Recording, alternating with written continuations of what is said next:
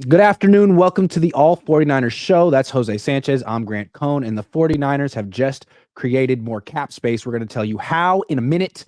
But first, we're going to get you caught up on the transactions of the day. The Niners signed a linebacker. They added a player to their defense. I know you're shocked.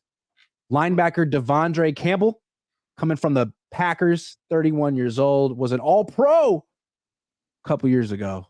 Getting a little bit older. What do you think of this signing? Yeah, necessary one. That's kind of why I went back to like weeks ago when I was being delusional, like, oh, Aziz. And you're like, no, he's going to be expensive. But yeah, he was expensive. A lot more expensive than I thought, which made sense. But yeah, I think this is a necessary one, right? It's obvious Jared Greenlaw is probably not going to be ready by week 1. That'd be astonishing that he's going to be ready. Like, what is it? 7 months away since he tore it and then had surgery. Probably looking more like October, November kind of range, at least from us, like seeing players coming back from Achilles. So yeah, necessary placeholder. Kind of sucks as not Eric Kendricks. I like him way better. I know Kendricks not like the same type of caliber player he was 4 years ago. Same thing as Campbell. He's not the same kind of player it seems like he was a year or two ago. But yeah, it's a necessary one.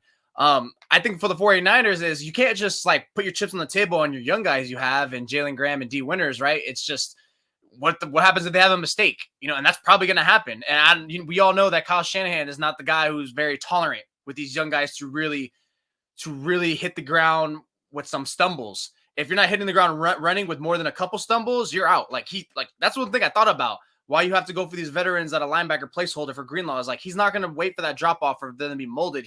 All these rookies, the reason why they've done so well and why they've hit is because they've either hit the ground running or he's not willing to wait for them to hit those speed bumps. So necessary one, and what's to be expected after Kendricks bailed on them.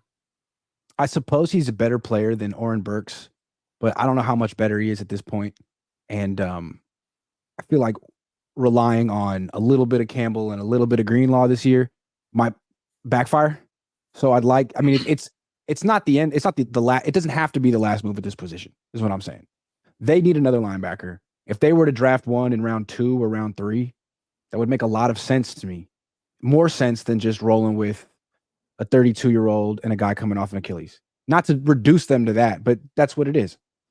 It's risky. It's definitely risky. And you bring in the guy who doesn't know your system and stuff like that, which he claims on Instagram, like, oh, I was getting used wrong. This offense is going to help me. My takeaway, look, it's not like I'm a Campbell expert, but my takeaway from looking at his build and just like a handful of like highlights and other plays like I've seen from him is he's slow. He looks slow to me, laterally especially. And what's one thing that the 49ers defense, especially their linebackers, have always been elite with throughout the years, even going back to Harbaugh, play speed. That play speed, like coming out of the cannon. So with him, it's like, what's he going to do in pass coverage? Run defense, he'll probably be fine, probably. Pass defense is a little bit like, okay, you might get targeted a little bit there. But I think the Niners will be okay with that. And at least like you bring them in to be your contingency for these young guys or maybe a placeholder for those young guys who won't be ready yet. I'm honestly not on board with drafting one. That feels like a really overreaction to Greenlaw and what you have right now for a 1-year deal. But then again, who knows if Greenlaw is going to be the same player? I would like to bank that he is. But I feel like round 2 is a little early. I feel like you drafted all these guys and like picked them up. Like you guys are there's one position you guys are pretty adept at is finding linebackers. Like I feel like every year they're always trading someone or you cut them and someone picks them up the very next day.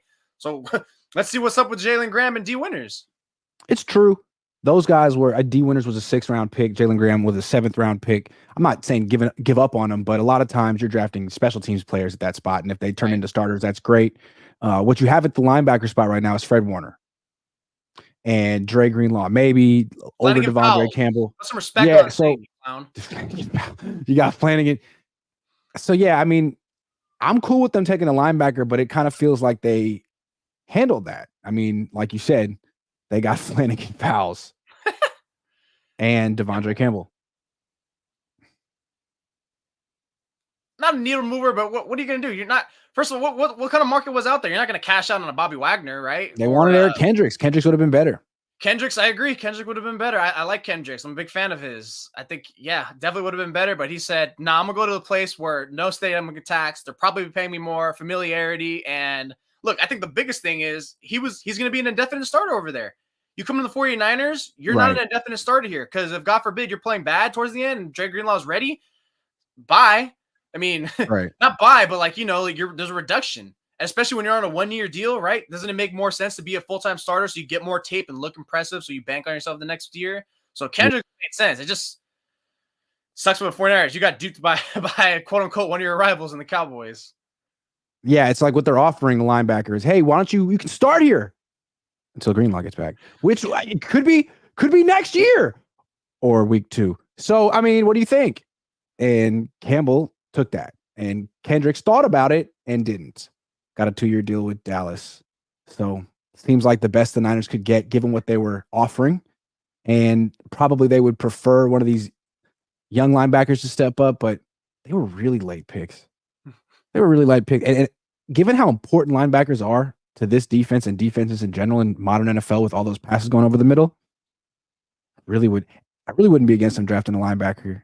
And they drafted Reuben Foster in round 1. So they should go sign Reuben Foster. What is he doing these days, and why can't they sign him? Shut the look. I'm Patrick Willis should take one for the team. He's not even that old. Sure, he's in the Hall of Fame. Well, how many teams can say they've signed a Hall of Famer? Nobody. You know what though? Actually, like you saying the draft, like reminded me of our topic last week about what do we think are the round 1? What position do you think or should the 49ers go after? And honestly, I'm gonna rescind my answer. I'm gonna say pick anything, just get it freaking right. I don't care if it's freaking a corner or wide receiver, because you know why? This team sucks in drafting the first round. Sucks. Yeah. They're bad at drafting the first round. Like, I don't care if it's defensive line, like you said. I don't care if it's true. Find someone that you can say this guy's our starter for the next 5 years and likely an extension. Because don't draft for need at all. Don't draft for need. Do your best to draft a player who doesn't suck in round 1. Any position. So that's simple, right? But to me, I think honestly, it's basically just goes down as simple as like, honestly, I'm at the point where after Kinlaw's gone now, it's like, I don't care what position you draft. Just get the right pick so we can go back and like, yeah, that's good. You found a good starter for this many years. Cool. Like, probably wasn't your position to need, but hey, you hit on him. Like, just find the right player because your hit rate is terrible. Matter of fact, your first, second, and third rounds have been pretty bad. If you really want to, your day 1 and 2 picks, it's your day 3 picks that are somehow really good. I wonder who has the most say on day 1 and day 2. I wonder who was picking players on day 3, and is he still on the team? I guess we'll see. I don't think so. Mandy says, Grant is my daddy for real. I just want to say that Mandy has a YouTube channel called Man Talk Sports, and I was over at my brother's house last night drinking whiskey, watching this dude. He's hella funny. And I'm not just saying that so he won't roast me, because he roasts me a lot. And he roasts all of us content creators. And he's just so unimpressed with us. It's hilarious. So I want to shout him out. Hey, thanks for watching. I'll be watching your stuff, dude. You're hilarious. A nice addition to the content creator community. Someone who just really thinks we all suck. He's officially the reason why I'm discouraged to start my own YouTube channel now. Exactly. Because he's going to be all over you. It's really funny. My brother was like, have you seen this guy? I'm like, yeah.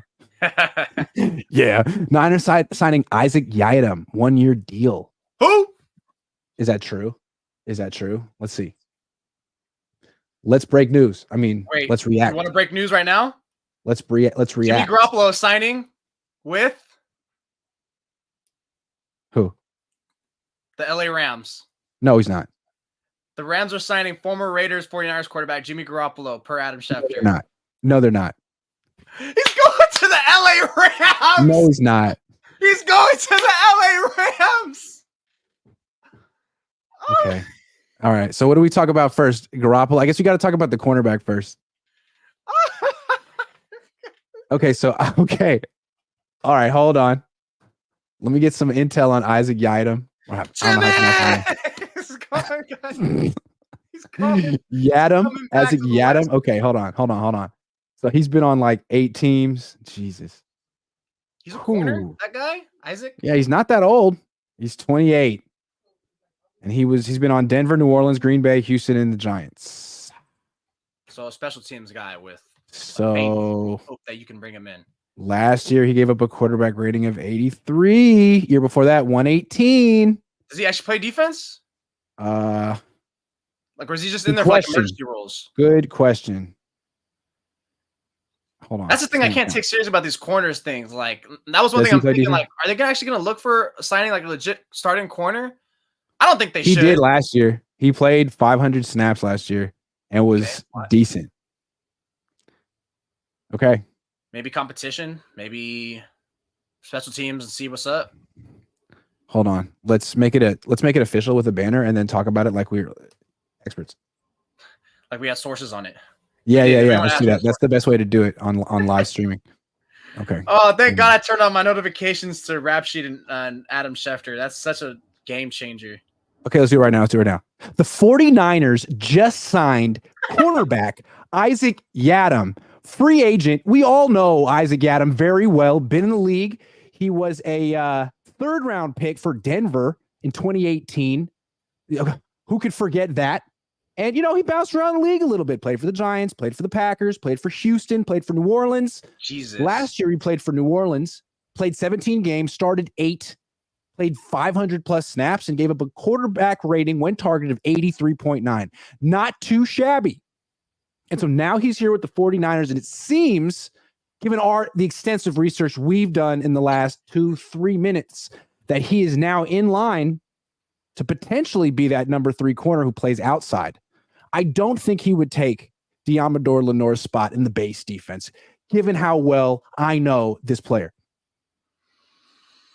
Call me crazy. I don't think he's going to take Diamador Lenoir's spot. Or, dare I say, Charvarius Ward? I don't think Charvarius Ward. I don't think so. But he could be the number 3 guy. He'll be competing with Darrell Luter Jr.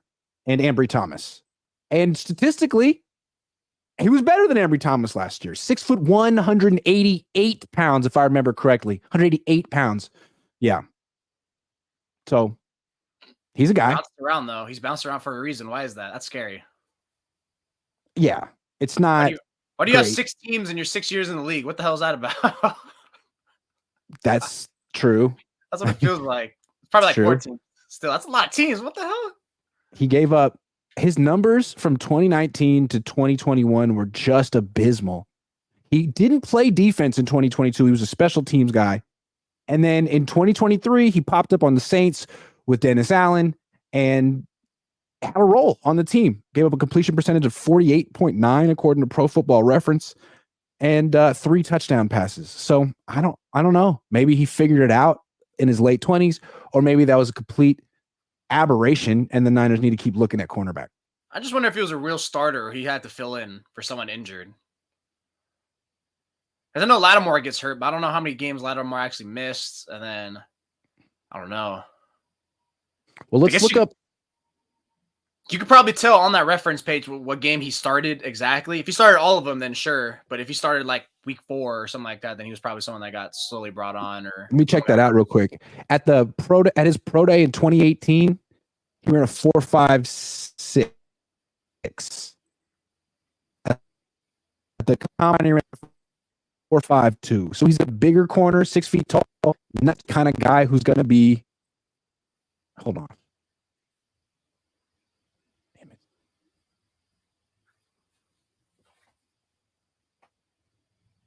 I'm here. Hold on.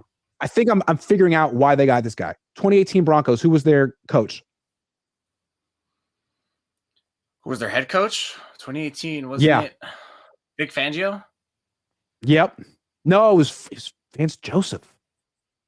Vance Joseph was 2019? 2019. Okay, so 2019, Fangio goes to Denver.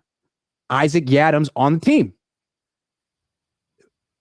Brandon Staley is a Vic Fangio disciple. So this could be Fangio saying to Staley, I know this corner. He's solid. And that's why the Niners got him. There's a connection. And to me, when the Niners are bringing these defensive players, they either have a connection to the wide 9 front or to Kyle or to Staley. Staley connection. Familiarity is everything. Yeah. Just like Armstead going to the Jaguars is obvious. It's like anytime someone's a free agent, always looking other than cap space, who has cap space and need, like who's familiar. I think that actually is probably the most precedent because if you're familiar and you like him, you bring him. I mean, Kendricks, Armstead, bulky, this guy, if it's true. So yeah, familiarity is everything. And just looking at, he played for Fangio. He ran a 4.52. He's a little bit bigger. He's going to be playing zone. He doesn't really have the measurables to match up man-to-man against NFL wide receivers unless they're slower. So it seems like that's an idea of what the Niners are going to try to do on defense this year. More zone covers than maybe what they did under Steve Wilkes. So we'll see. More news. Jimmy Garoppolo just signed with the Rams. This is serious. Jimmy Garoppolo just signed with the Rams. And you know why they signed him? Because he always beat him. Right there. You know that's why they did it. From their perspective, like, dang, we couldn't beat this guy at all. If he goes to another team, we might lose. So now they got a guy who would be like the Rams killer on their team. And if Stafford misses time, which he does sometimes, there's a possibility the Niners could face Garoppolo once, maybe even twice this year. And I'm here for it. I'm pretty sure when 2021 was it or two, when we were talking about he was getting a cut when it was obvious. Like, you named the Rams as like a nice like spot, and that stuck to my head, and so that stuck to my head. And look, sure enough, 2 years later, I mean, he's suspended for the first 2 regular season games, but who gives a damn about that? He's the backup, right? I'm shocked. Honestly, I'm still shocked he has suitors. He was so bad last year, but hey, look where he's going to. McVay, another Kyle Shanahan type of guy. What kind of offense gets the most out of him? Actually makes him somewhat competent. The similar offense. There's no way in hell it was going to work like away from this system. So Jimmy makes sense. McVay doing that is they chose Jimmy Garoppolo over Carson Wentz. That's incredible. It's incredible. And it's like, does this have something to do with what teams think of the draft class at quarterback? Because it seems like teams are all kind of making moves for these backup quarterbacks, like Kenny Pickett's in Philly, Ritter's in Arizona, Locke's on the Giants, Sam Howell's with the Seahawks, Flacco's on the Colts, Mac Jones with the Jaguars, Jimmy's now with the Rams, Tyrod Taylor's in the Jets, Rudolph's in Tennessee. You know what I mean? Like, all of a sudden, teams seem to be investing in the free agent market, and not. Is that because it's a bad class of quarterbacks? I don't know. But what I do know is that Jimmy Garoppolo is back in the NFC West, baby. And you guys all talked all this crap about Jimmy for so long. and football karma is that he's going to be starting for the Rams by week 2 or week 3. And he's going to win the division. And he's going to win the Super Bowl. And you guys are going to have to live with that. And I'm going to be here and be like, I always believed in him. Me. Always said nice things about Jimmy. Now that he's on the Rams, I think he's a really good quarterback. Cue the Rick James, Dave Chappelle skit. But honestly, I'm praying on it that like Stafford like hurts his finger again. It's like, oh wow, out 1 week, and guess who he's playing? Week 7, 49ers. God, I want that so. That's gonna be so funny. I need to. You hope that Matthew Stafford hurts his finger. You're canceled. You can't wish that on people. Finger injuries on his own anyways. Relax. Breaks his fingernail. Whatever. He's gonna break his fingernail one day. He's gonna sit out a week, and he's gonna. God, I need to see that. The drama in me is like already like feasting on it. It's just so funny. I'm waiting, and I hope it's in Levi Stadium too. That's gonna be crazy. I think it's funny how much Kyle and Jimmy seem to not like each other, and how Kyle seems to act like Jimmy doesn't want to be coached and isn't really professional. And then Sean McVay comes in and he's like, well, let me give this a shot. You know, I mean, it's interesting because Kyle's so negative and he likes to keep it real, and some people like it, some people don't. McVay's not like that at all. He seems like he's very upbeat, and maybe he'd be a better coach for Jimmy Garoppolo than Kyle was. It's a similar system. I think it would be too. But honestly, like when you named all those teams that are going after backup quarterbacks, there's a trend with all of them. It's number one, a lot of the starting quarterbacks that they're looking for backups kind of have an injury history. Mm-hmm. And then number two, it's like, we're not necessarily sold in this guy, so we need a contingency. Like all those teams, it kind of feels like there's all contingency. Like Eagles, like, okay, we're sold on him, but he can get hurt. So in comes Pickett. Commanders, we need this guy because we don't have a quarterback answer. Rams, Matthew Stafford, just literally go out at any moment. That's why they're beefing up the offensive line to avoid that. So they don't end up signing a Carson Wentz like by week 5. Because I remember, who the hell did they start? The Rams started some nobody, forget his name already. He started 1 week. I think it was against the Cowboys, and oh my God, that was awful. And he wants to avoid that. So why not get someone that you can start in there? Because a lot of these quarterbacks can go at any moment. The ones that actually have the history. Jimmy Garoppolo went from being a franchise quarterback to a stopgap starter for the Raiders to a backup not even competing to start for the Rams. How did he end up here? Why he didn't want to go? I mean, I guess there has to be a market for him, but like Minnesota has Sam Darnold. The best he could do is back up Stafford. So what's in it for Jimmy? Is this going to be? Is he going to be like the heir apparent to Stafford, the way he almost was the heir apparent to Brady, or is he just going to revive his value a little bit by being around McVay, or is he going to become a male model on the side? He's in LA. Oh, I think he could become a crossover success. I think he got released after the Vikings signed Darnold, but okay. Yeah, I think honestly he's glorified backup quarterback. I'm still shocked that someone signed him. He was so god awful. He was awful. Then it was Desmond Ridder. Who else was god awful last year? Derek Carr for most of the season was god. Like those were like the bottom three quarterbacks off the top of my head. That I was like, holy crap, you could not pay me to watch these guys. I'm so happy I do not cover this team because every day my articles would be about like, oh my god, this guy sucks. Oh my god, this guy sucks. Like, what can you do to stop making him play? Like, it was literally the bottom three quarterbacks. And Zach Wilson, obviously. But, hell, I thought Wilson was better than Jimmy last year. And that's not saying much either. But, God. He's only 32 years old. I mean, he's not, like, old. He's just got exposed. He talked all that crap about Kyle's plays, which might be overrated, sure. But what about you, Jimmy? Look at you now. Well, we'll see what McVay can do with you. If McVay can turn Jimmy Garoppolo's career around, that would be quite an accomplishment. I'm just shocked that he literally said we had Wentz for half the season and we're just going to go with Jimmy. I'd rather have Wentz. I would rather have Wentz be weird. Wentz must be weird. People just don't like him, and I don't get it because he essentially is like a 500 quarterback in the NFL. Okay, more news. The Niners apparently will not assure Talanoa Hufanga a starting spot. This could be negotiation. Like he's up for an extension. He might want that extension, and the Niners counter could be like, dude, we're not even sure you're going to be a starter, so what are you asking for? Because he's an all-pro.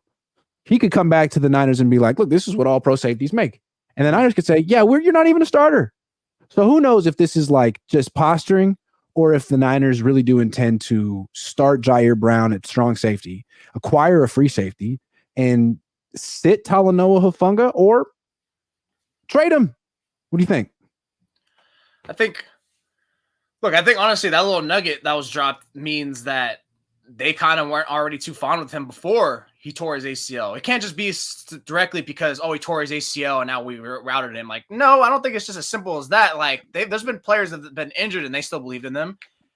I think with him, they saw his gameplay before and they just like, we kind of lost a little faith. And even during his all-pro year, like his last 6 games of his years, he was becoming a touchdown giving up machine. The first 10, 12 games, great. But then literally starting with that Miami game when like Tyreek Hill dusted him. And look, honestly, I don't hold that against him. Every safety gets dusted by Tyreek Hill. That's why I like to say like the first 12 games he was fine, which includes that Miami game. But yeah, literally the last 6 games of the season, that was like, Jesus, this guy's bad. It's like literally the same narrative that people will notice about Nick Bosa in the playoffs where he's lacking in the sacks. This guy literally is tapered towards the end of the year. So I think that and mix up before ACL, I think they're just like, yeah, what the hell? Then maybe you think he's more of a proponent, more of a result of DeMeco Ryans. Well, I think what they feel is that, like, look at his PFF grades. Not that that's the end all be all, but they're not high. In 2022, when he was an all-pro player, his PFS grade, F grade was something like 70, which is decent. And so there's a difference of opinion. How good is Talanoa really? Why was he an all-pro?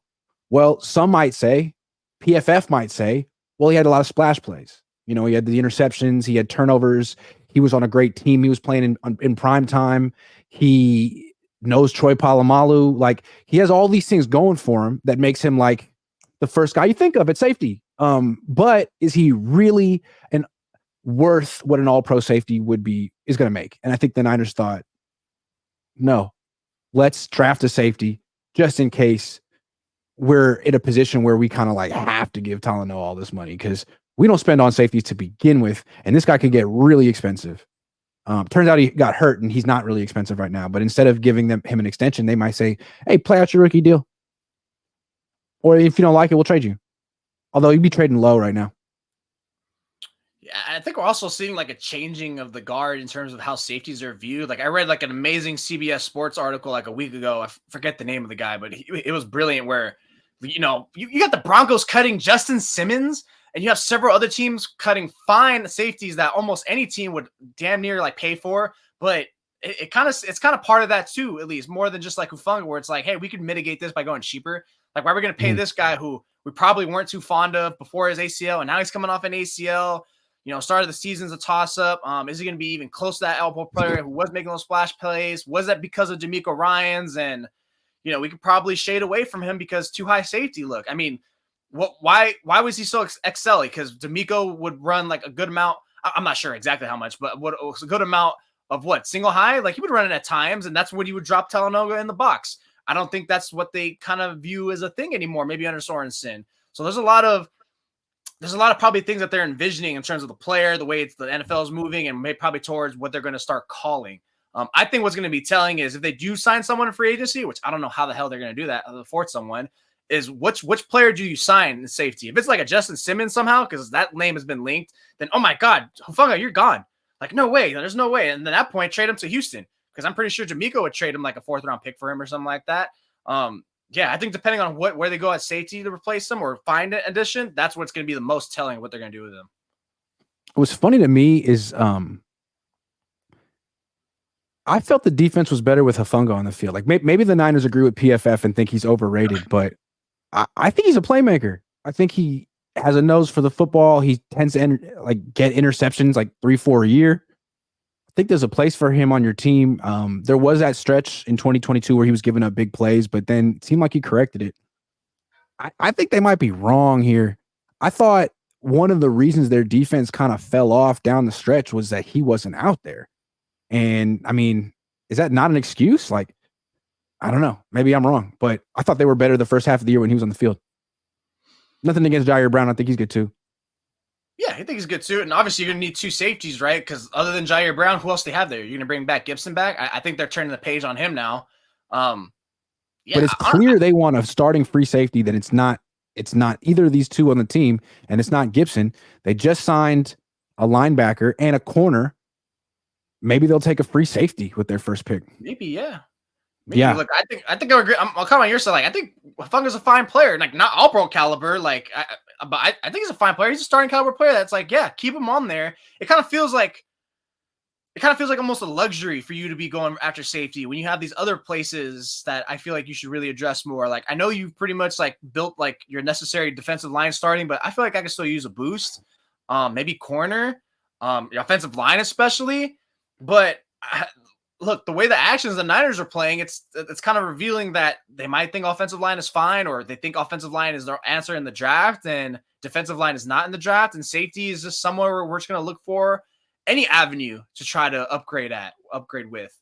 I think Hufanga's fine. It just kind of feels like, look, why do you need to use your limited resources that you're having, the cap space, your drafts and stuff like that, when you already have like a fine option there? But I guess if they can get an upgrade, you have to be really sure you're getting an upgrade though. Because then if it's like you're getting equating the same or God forbid worse, then it's like, why the hell did you waste that pick? Or why the hell did you waste that contract signing? Like, when you already had a guy who was a fine starter to begin with. I'm going to go out on a limb and say the Niners spend their first round pick on a free safety. You might say it's not their biggest need, but the way they're moving right now, they're acting like they don't have a starting free safety on their roster. That they have 2 starting strong safeties, and they haven't decided who necessarily is going to start. They'll have to see who's healthy and how they perform, but they're in the market for a starting free safety. I mean, I don't think you can say that about any other position on the team. They've filled the linebacker spot. They got a bunch of defensive linemen. They re-signed everyone they could on offense. You need a free safety. Maybe they'll sign one tomorrow, but that's the spot. I wonder if Sorensen is probably also suggesting, and maybe Staley too, like, hey, like, we know he's a cool player, but I don't know if he's going to fit for my defense. Because he runs that Seattle Robert Saleh defense, right? Which was predicated on coverage. That's not Hufanga's best suit. He's more coverage like as a linebacker.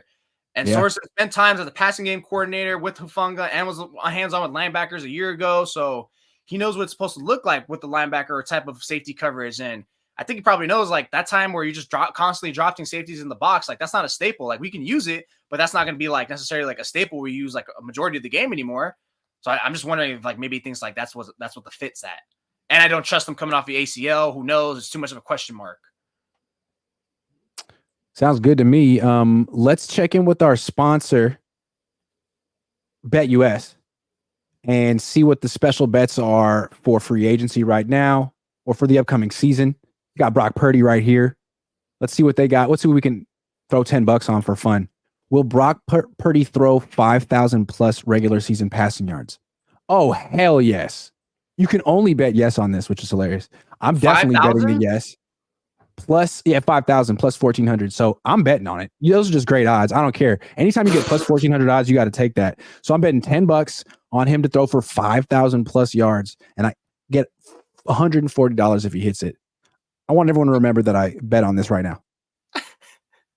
That's right. That's right. We can look at there's other stuff too. But I just wanted to make that real clear. I want that action. 5,000. I mean, he's probably not going to hit it, but why not? No, he's not. That's why the odds are so high. What about like Stroud? What they got for Stroud?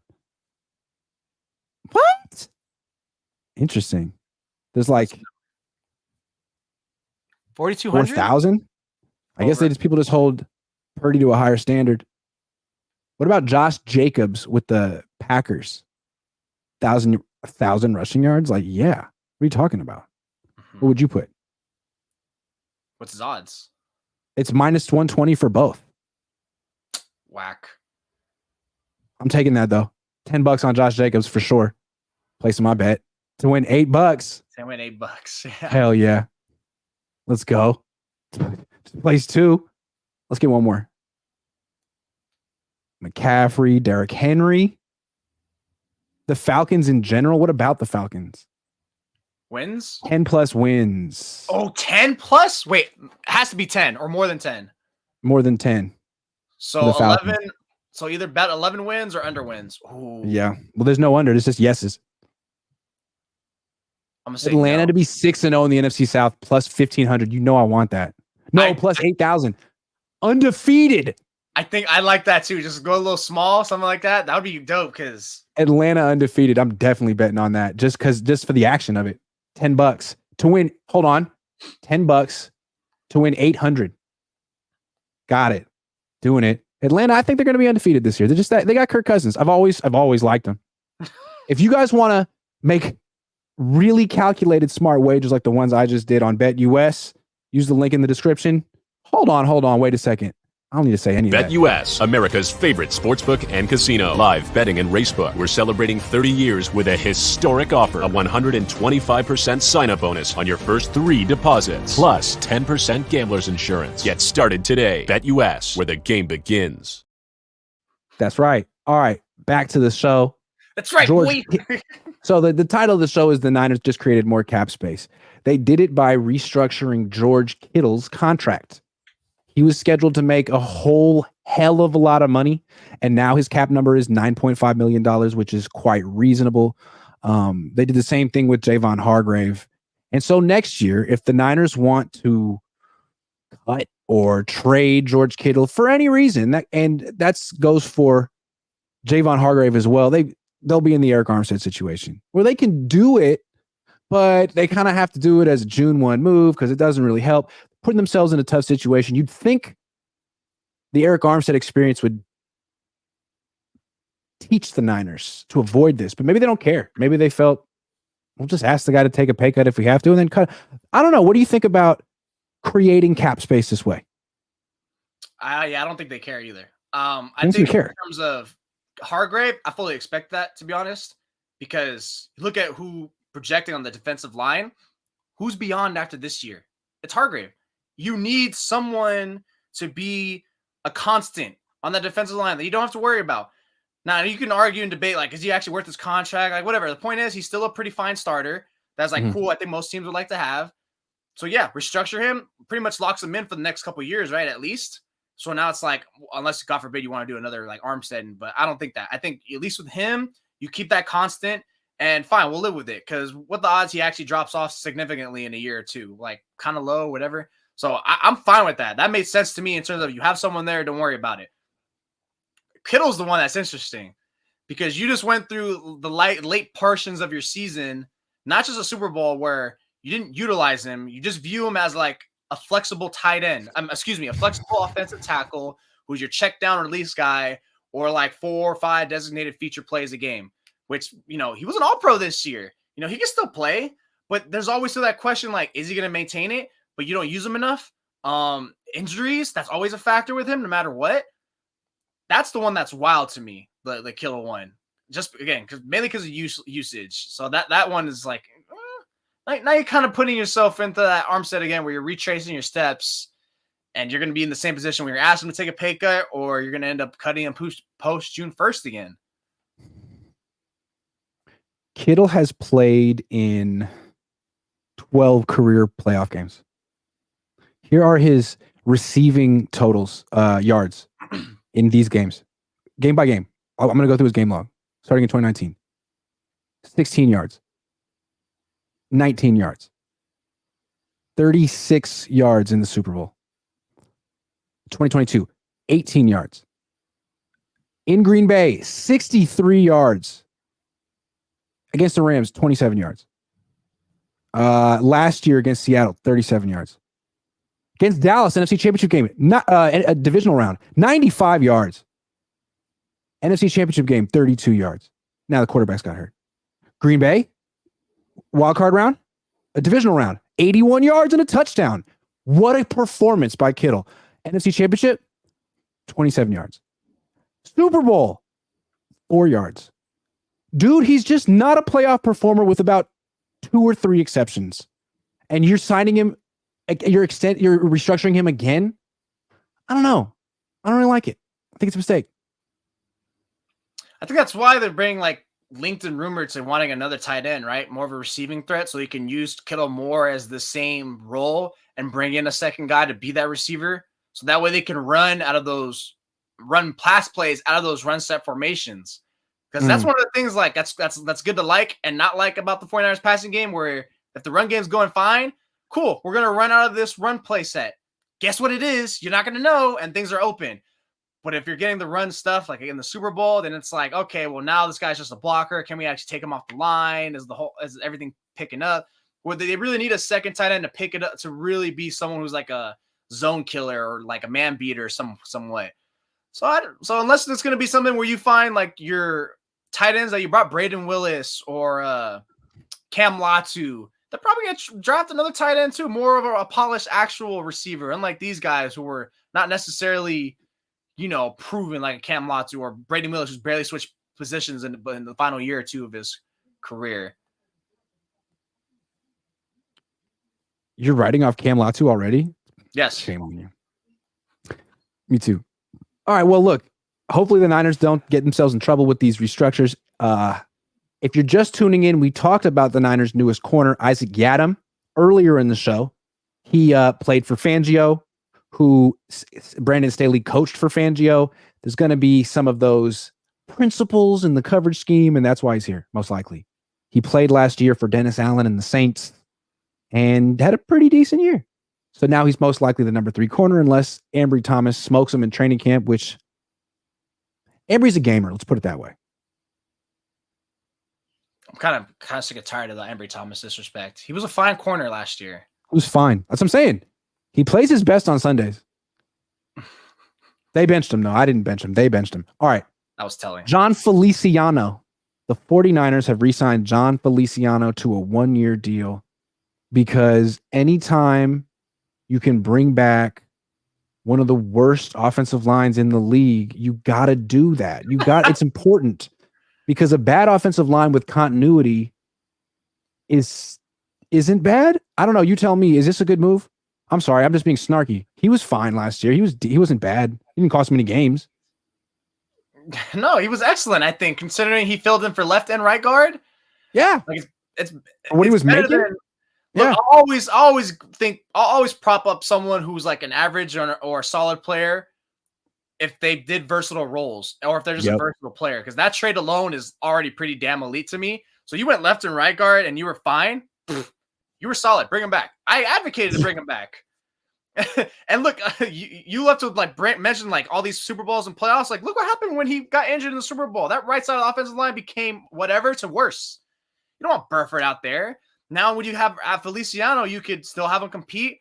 Or if you draft someone at right guard, boom, now you can fit anywhere else on the offensive line. You want that flexibility because the one thing the 49ers every year since 2019, maybe even before that, always have like one flexible swing offensive lineman anywhere, right? Brunskill was there for like those 3 to 4 years. Feliciano's now that guy. The only question is now, is his body going to keep up? Because it seems like he got hurt. I think did he get hurt in regular season? And then he got hurt in Super Bowl. So I don't think you want him necessarily as your full-time starter. But if you want him to fill in for a stretch, sure, that's fine. Good. Bring him back. Yeah, it's true. It's not like anyone else. There wasn't a bidding war for him. It was a 1-year deal. I would expect it was pretty cheap.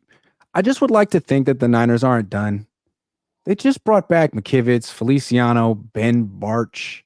Like, there's not one change you want to make. Not one. To any part of this offense in free agency. Nothing. You can't even get a tight end or a backup quarterback. That's incredible to me. They got their backup quarterback. They got Brandon Allen. Okay.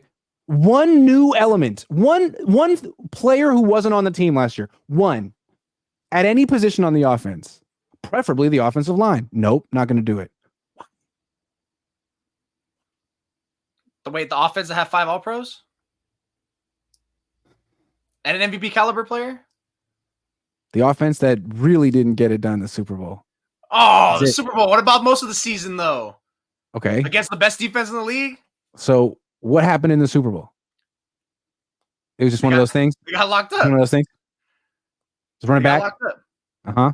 And they got locked up against the Ravens, and they got locked up against the Browns. It seemed like when they faced like legit defenses, their offense wasn't the the juggernaut it seemed when they were playing mediocre teams. No, it wasn't.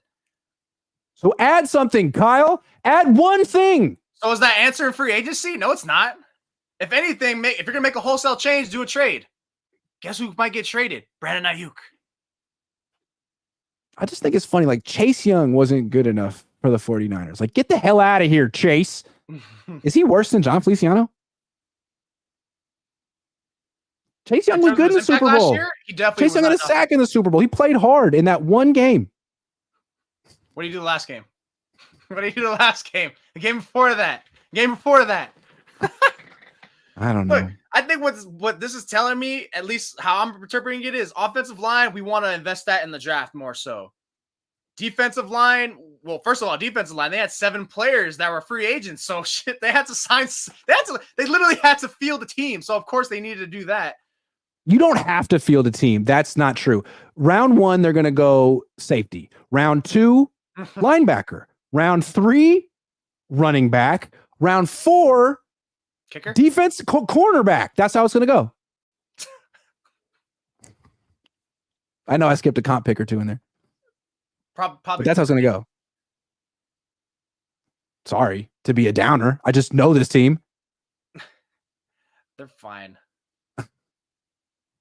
Jimmy back in proximity to his favorite actresses. Well, all the actresses. This is why Aaron Donald retired, says Dustin McHale. We had 200 likes. Can I get a Fernando? Fernando. Yes. And get it to 300 likes for Jose. Feliciano coming back. You like that, Grant? Yes. That's probably John Feliciano right there. Congratulations, John. Boxing fan times 4. If Jags offer pick 17 for BA, should Niners accept? They won't. Can I say that? They won't. But I mean, that's a lot. You can't. It's hard to get mad at that. What do they take Aiyuk at 24, 25? You end up trading him for 17? I kind of hate that. It's like, oh, we're just going to trade him for 7 more picks higher. I mean, it's either that or give him $29 million a year for 6 catches a game, 6 targets a game.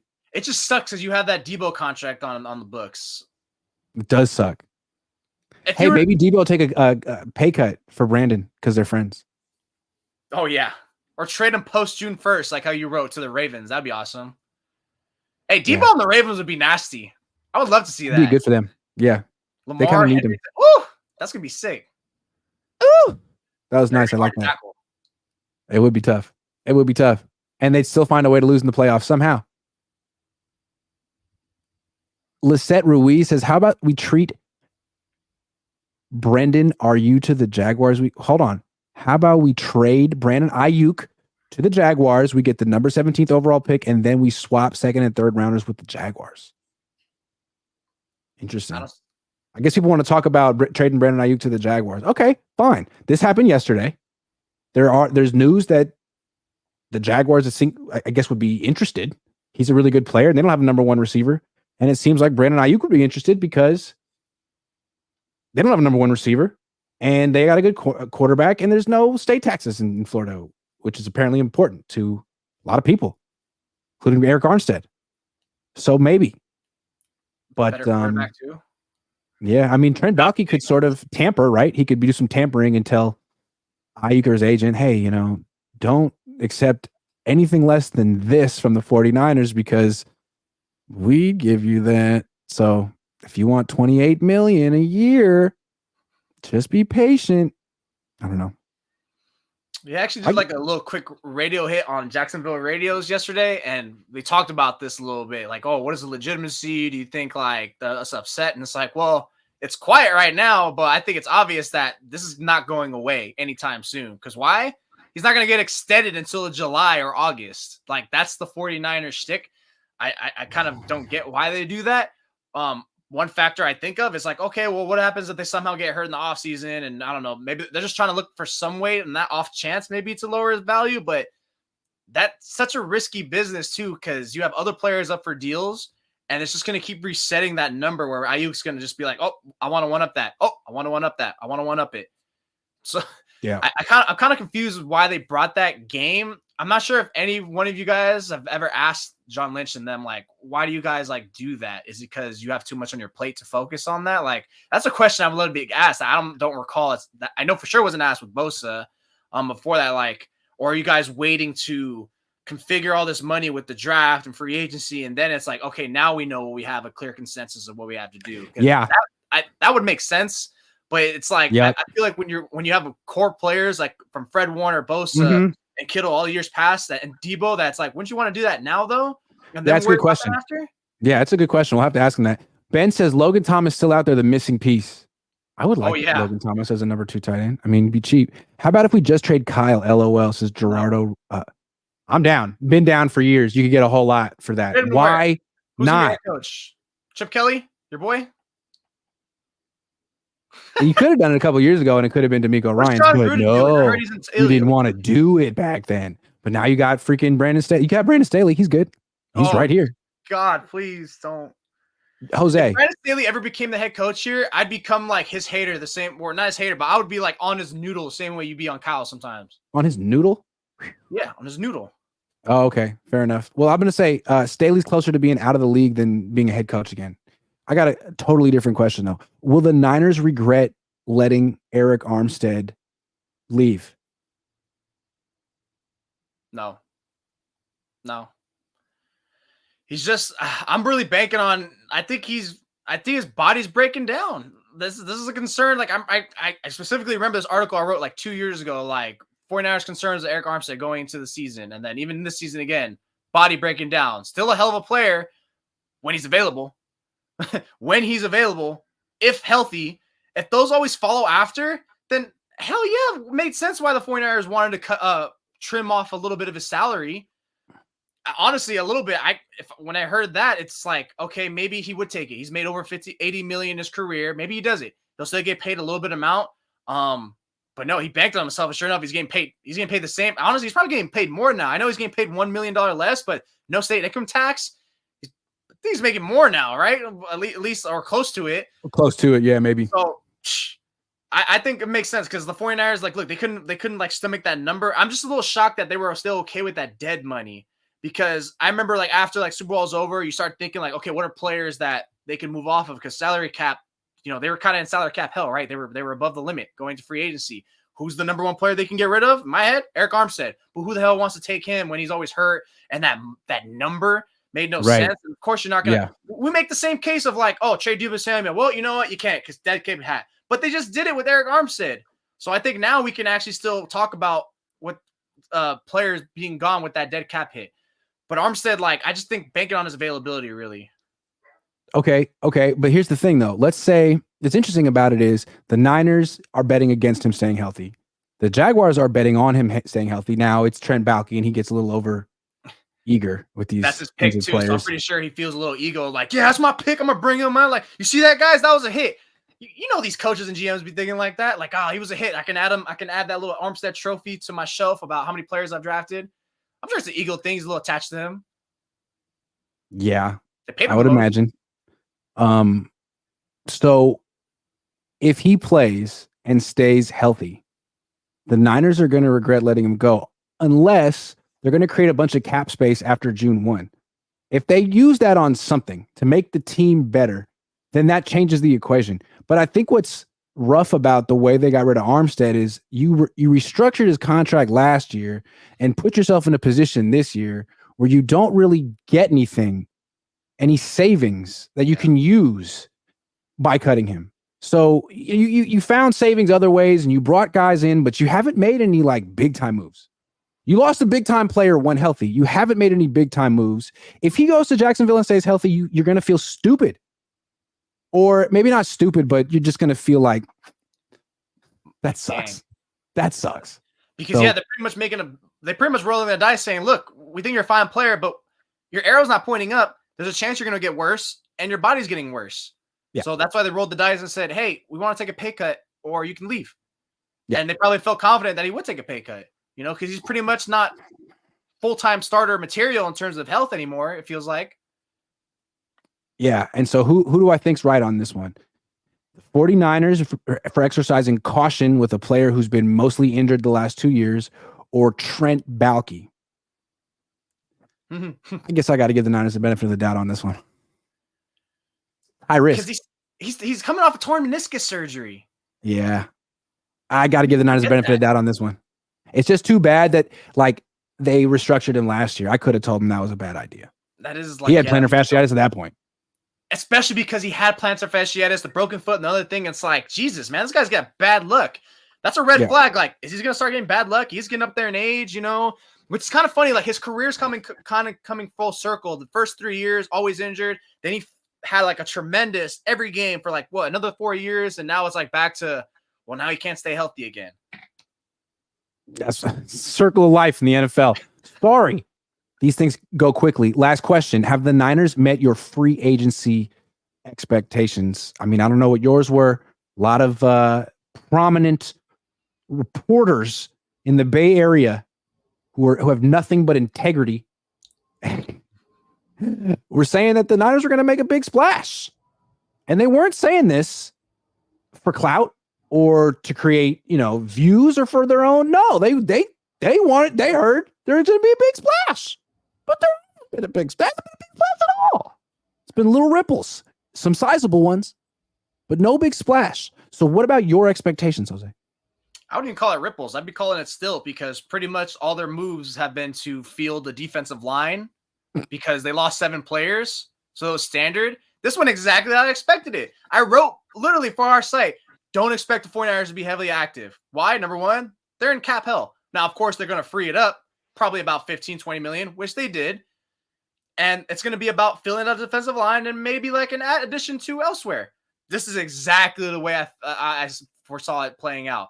And what are you really going to what is this big splash? I feel like those guys got told that by someone in the building, and the 49ers are pulling an SF Giants where, hey, we tried, we wanted to, like, Jesus, don't do that. Like, were you guys using them like this? Like, what is this big splash? Like, or maybe it's just like, hey, what are you doing in free agency? Oh, we're looking at this guy, but for the right price. Yeah, no, duh. That's every freaking team. So I didn't buy into none of that bull crap about big splash, because you already have 7, 8 all-pro, Pro Bowl players. Like, how much more do you need? At this point, get some damn depth for once.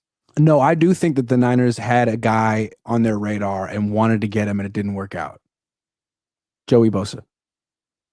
That was the splash I think that they were angling for. I think they were hoping that the Chargers would cut him or trade him, and it didn't happen.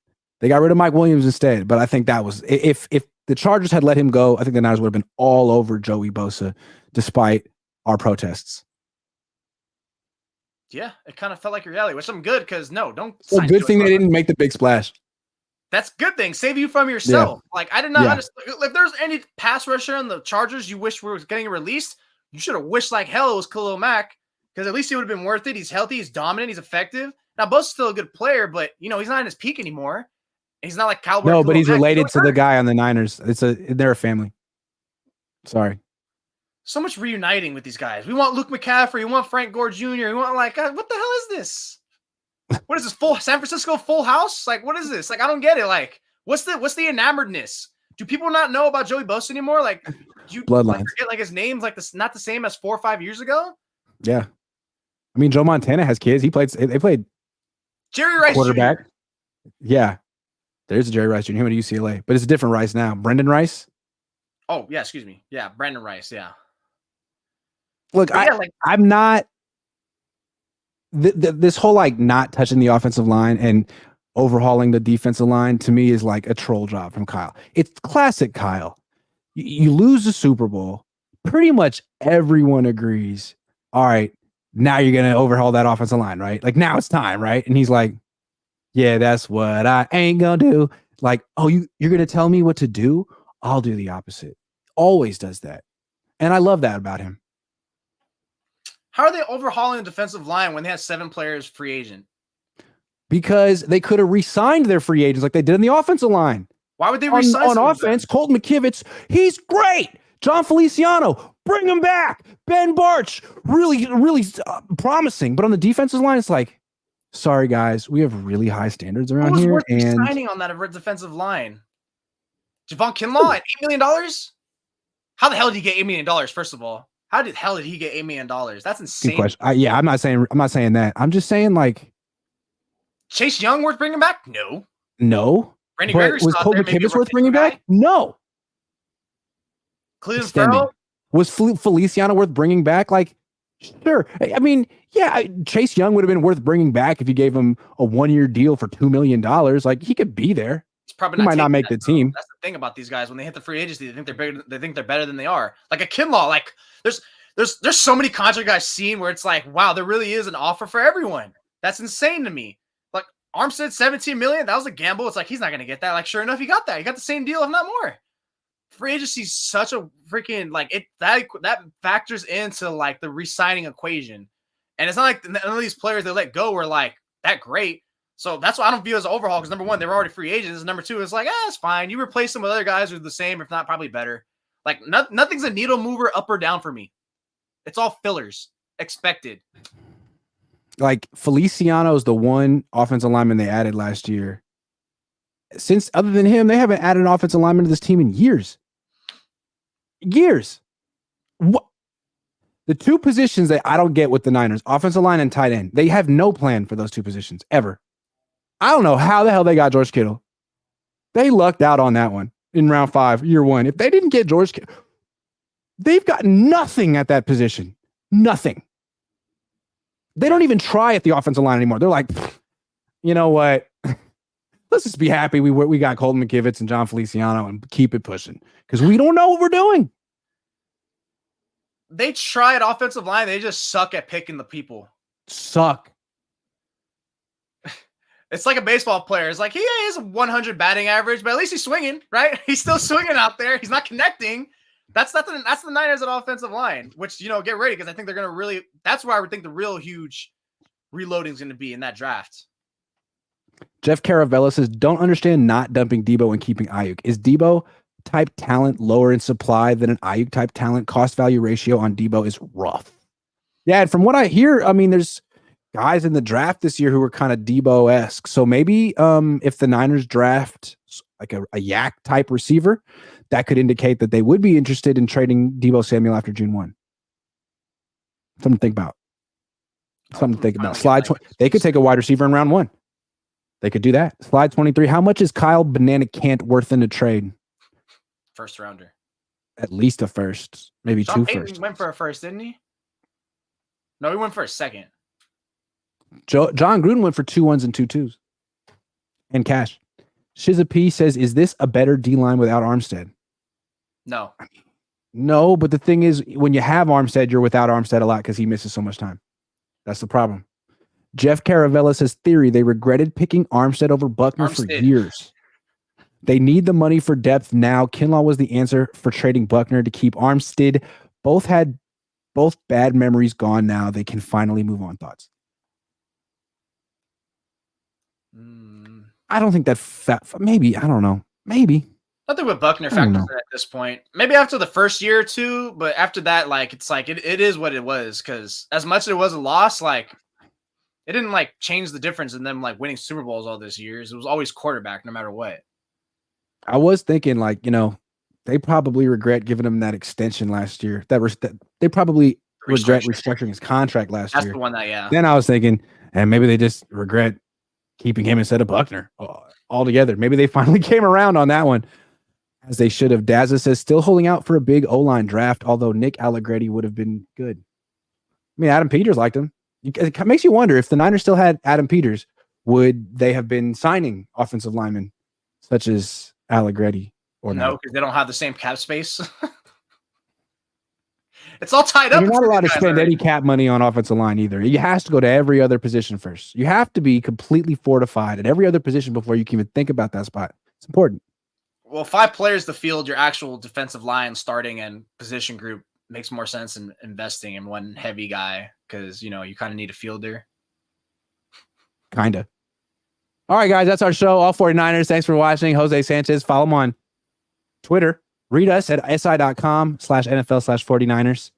We're pumping out content all day. See you guys.